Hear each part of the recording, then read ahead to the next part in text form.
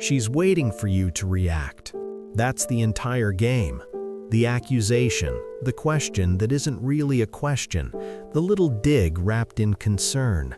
She's not looking for truth. She's looking for something to work with. And you feel it, that pull, that rising heat in your chest, the urge to defend yourself, explain, fix, prove. But here's what most men don't realize. The moment you react, you've already lost. Let me show you what I mean. She says, "You never listen to me." You say, "I do listen. I listened yesterday when you..." She interrupts, "See? You're getting defensive. That's exactly what I'm talking about." Now you're stuck. You defended yourself. She turned your defense into more evidence.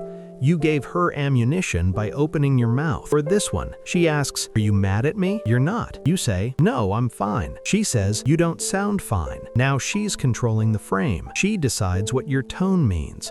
She decides what your face means. You're no longer the authority on your own emotional state, and the more you explain, the weaker you sound. This is where most men spiral, because we've been taught that communication solves everything, that silence is avoidance, that shutting down is emotional immaturity. But here's the truth they don't tell you. Sometimes silence isn't avoidance. Sometimes it's clarity. Radical silence is not the silent treatment. It's not punishment. It's not withdrawal out of spite. It's something else entirely. It's the refusal to participate in a rigged conversation. It's the choice to stop feeding a dynamic that was never designed for resolution. It's saying, "I will not be pulled into chaos," and manipulators hate it, because their entire strategy depends on your reaction. Let's talk about why. Manipulation requires participation. It needs your doubt, your guilt, your need to be understood, your need to be seen as good. That's the hook. She says something that twists the truth just enough. You feel the misrepresentation. You feel misunderstood. So you rush to explain, to correct, to prove you're not what she's implying. And in that moment, you've handed her control. Because now she gets to decide if your explanation is good enough. She gets to move the goalpost. She gets to reinterpret your words. You're playing defense in a game where the rules change every time you speak. Radical silence stops the game. It refuses to play. And that refusal is terrifying to someone who needs your emotional reaction to maintain power. Because silence forces accountability. When you don't react, when you don't defend, don't justify, don't explain, she's left holding her own words.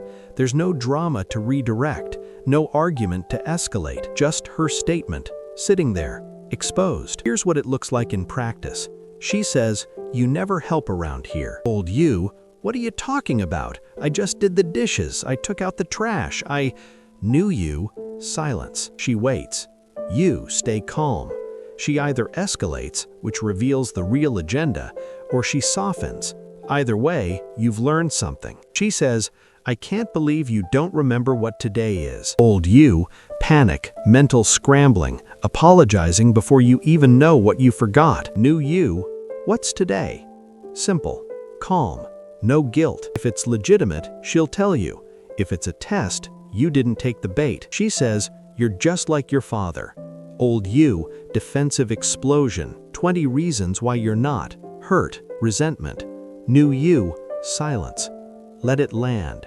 Let her hear what she just said. Let the weight of it sit in the room.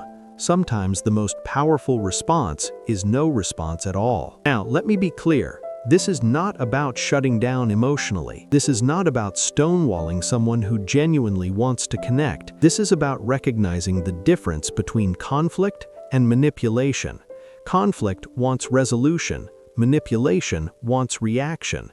Conflict invites you in. Manipulation traps you. And radical silence is the refusal to be trapped. Here's what the consequence long-term. When you stop reacting, when you stop defending yourself from accusations that don't deserve a defense, one of two things happens. Either she adjusts, she realizes the old tactics don't work, she starts communicating differently, more directly, more honestly, because she has to, or she escalates. She gets louder, more erratic. She accuses you of shutting her out, of being cold, of not caring, and that tells you everything you need to know. Because a woman who wants connection will meet your calm. A woman who wants control will punish your peace. And this is where most men break, because we've been taught that her emotions are our responsibility, that if she's upset, we must have done something wrong, that if she's crying, we need to fix it. But here's the shift. You can care about her feelings without being controlled by them. You can love her and still refuse to be manipulated. Those two things are not opposites. They're actually the same thing. Because love without self-respect isn't love, it's fear dressed up as sacrifice. Radical silence is not cruelty, it's boundaries in real time. It's the refusal to betray yourself to comfort someone else. It's saying, I will not argue against a distorted version of myself. It's saying, I will not defend my character to someone who's already decided I'm guilty. It's saying, I love you, but I love my peace more. And that last part, that's not selfish. That's self-preservation. So, what does this look like moving forward? You stop explaining yourself to people who aren't listening. You stop defending yourself against accusations designed to destabilize you. You stop participating in conversations that were never meant to resolve anything. You get comfortable with silence, with space, with the discomfort of not filling every gap, and you watch what happens. You watch who respects it, who softens, who escalates, who reveals themselves. Because radical silence doesn't just protect you, it clarifies everything. Here's the question you need to sit with. Are you afraid of her reaction, or are you afraid of what her reaction might reveal?